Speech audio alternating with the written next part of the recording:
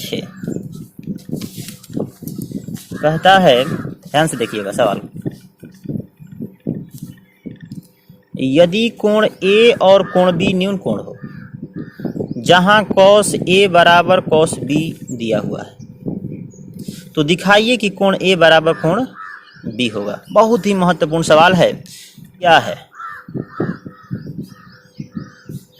कोण ए तथा कोण जो बी है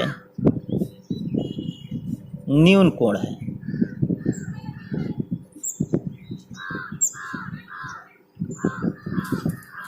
और साथ में ये भी दिया है कि कॉस ए बराबर कॉस बी।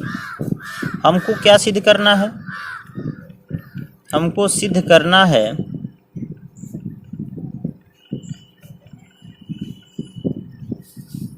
कि कोण ए का मान जो होगा वो कोण बी के बराबर होगा। चलिए आइए देखते हैं। बहुत ही इजी सवाल है, बहुत ही इजी है, थोड़ा सा ध्यान लगा के सुनिए। चलिए यहाँ पर हम लोग हल करते हैं। पहले एक त्रिभुज बना लेते हैं।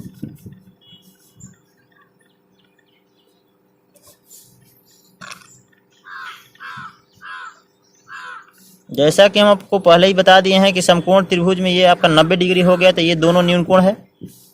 तो यहाँ पर रख दीजिए ए और यहाँ पर रख दीजिए बी, यहाँ पर रख दीजिए सी। अब देखिए तो आपका जो है दोनों कोण जो है न्यून कोण हो गया है।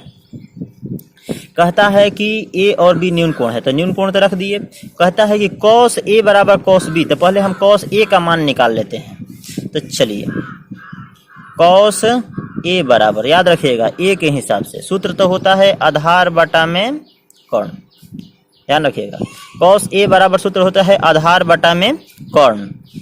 तो कॉस ए का जो मान होगा ए के हिसाब से, देखिएगा यहाँ पर आधार है, ये ए अलग है, ये कोण के लिए है, ये कोण के लिए है और ये आधार है। तो चलिए इसको हिंदी में देते हैं, कंफ्यूज होगा। आधार बटा में कर्ण, तो ए के हिसाब से ये तो लंब हो गया, तो आधार कौन होगा? ए सी। आप कर्ण का मान तो जानते ही हैं कि कर्ण ये वाला होगा, ए बी हो गया।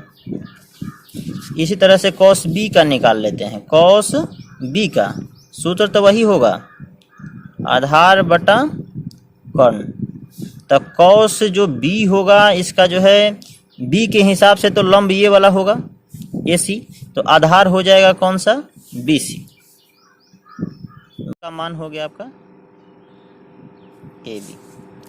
चूंकि दिया है कि कॉस ए बराबर cos B,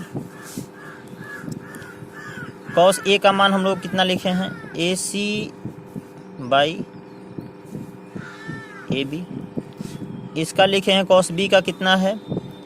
B C by A B. A B और ए बी आपका कैंसिल हो गया, इसलिए आपका निकल गया क्या चीज़? ए सी इक्वल टू बी सी। ध्यान रखिएगा, ए सी इक्वल टू बी सी। यहाँ पर देखते हैं ए सी और बी सी जो है दोनों क्या हो गया? इक्वल हो गया। हम लोग जानते हैं चूंकि किसी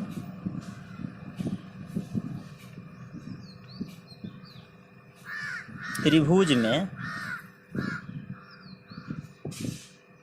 बराबर